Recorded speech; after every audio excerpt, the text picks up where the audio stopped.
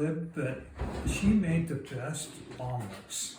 That was something that's always stuck with me is that Yeah. she taught me how to make an omelet. I've Yeah. since completely forgotten. You, But for many years. you use water The instead trick of is milk, adding the water. Yeah. and she added Tabasco sauce. But she was always willing to jump in there and cook breakfast. A giving person. You know, she came down and helped out when Donna was sick. She never asked for anything in return. Just tissue paper. Tissue paper. Save the tissue paper. All right, save tissue paper for gifts. Tissue paper and a game of Scrabble. You know, Galen, you were saying that you were able to say a few things to her before she passed, when she was lucid. And I know when Donna passed, that we had time to say our goodbyes. And I do wish that I had told Audie how much she meant to me.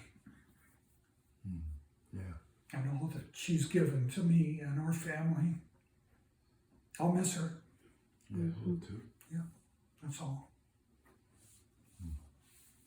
You always meant a lot to her also. When she would say your name, you could just hear the love that was in it.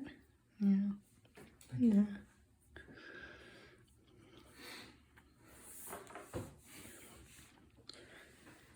I think that sometimes she would give things to people without any special thought about how she was doing it, but it was just that she would choose to take a young person up skiing or to a foreign country or whatever, you know, and not everybody would do that.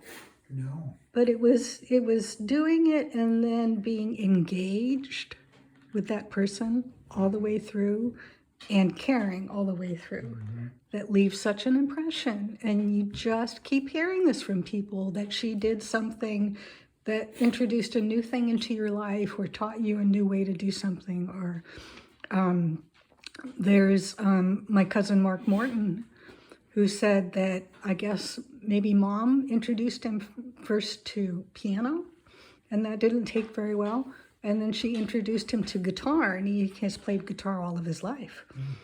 And he said she introduced him to folk music and took him to his first Bob Dylan concert. And these were things that just are so clear, such clear experiences in his head. And she did that. And I really appreciate her generosity with young people. You know, I realize it's like Graham Winnie, you know, inviting her teenage boy grandchildren, you know, up to Fallen Leaf Lake or something, and how willing she was to just have them be whoever they were going to be, you know, and she was just fine with that. And mom had that kind of generosity too towards people that were different from her for whatever reason. In this case, it's generations and so on. And I remember her saying one time that she was maybe up at the cabin or maybe back home, I'm not sure. But there was a party that she was not invited to. And mom was really, really sad about this. And she came in and she was crying. And Graham Winnie said, well, we're going to have our own party. And just instantly created a party for her and for mom. You know, that kind of generosity you could feel carries through the generations. Yeah. You mentioned folk dancing, and that's like she took me to a couple like summer camps and stuff where there was folk dancing and exposed me to so much. And I think I mentioned it to Dad earlier today that like you know, at the end of life you can't take things with you, but you can take your memories and shared experiences. And to be, I guess, slightly poetic, like with in that regard, her cup runneth over. She was always engaged, just that zest for life, and what was it, like just 4 or 5 years ago, just her schedule of events that you were explaining to me one time. there's this, and then there's this, and she's taking a language class. I think it was German, and she was doing that with Byron. Yeah. And I'm like going, wow, really? That's like 5-6 hours of activities a day. Yeah. And she, but she was that social butterfly that wanted to be engaged with other people for shared experiences. I remember going up to visit at Byron's place by that creek. Gorgeous place. And Yeah. Grandma Audie would try and engage me in German. I was in Germany for a couple of weeks when I was like 11 years old. All right. I'm not even fluent in Spanish. Okay, and I took 3 years of that. And then went to Spain. She would take full advantage of any language opportunity.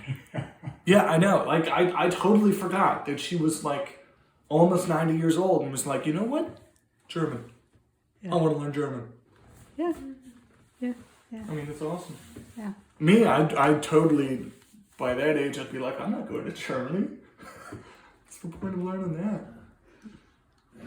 Yeah, but when it comes to the languages, she's, I guess what you could describe as a polyglot, where it's She just wanted to accumulate. linguist that knows multiple languages, and she always wanted to learn.